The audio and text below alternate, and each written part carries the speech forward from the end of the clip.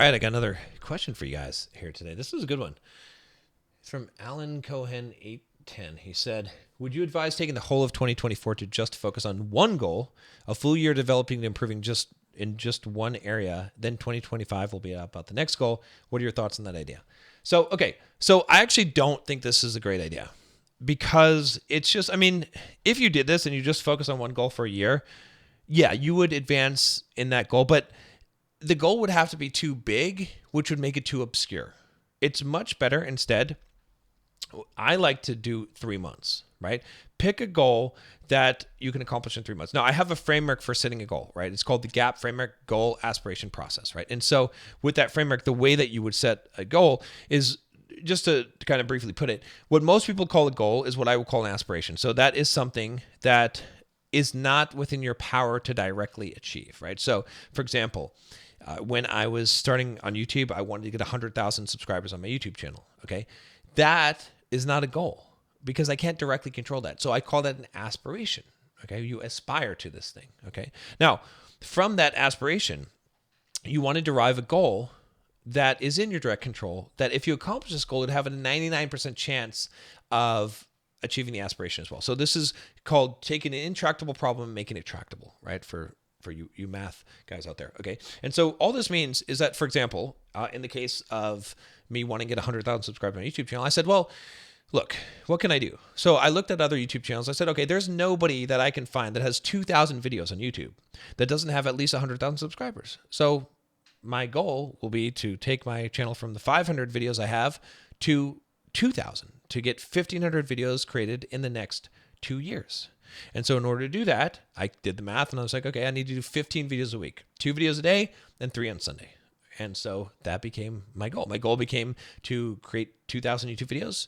And then I had a process from that, which was to create 2 videos a day and 3 on Sunday. And that was it. And I followed that process. Right. And so that's what you want to do. Right. But it's best to break this down into something that's 3 months long. Now, in this case, yeah, this was, was my 2-year thing for YouTube. In fact, I had hit the goal much quicker, or I hit the aspiration much quicker because it only took me about 6 months before I hit 100,000, I think, after that, or maybe a year, but it wasn't very long.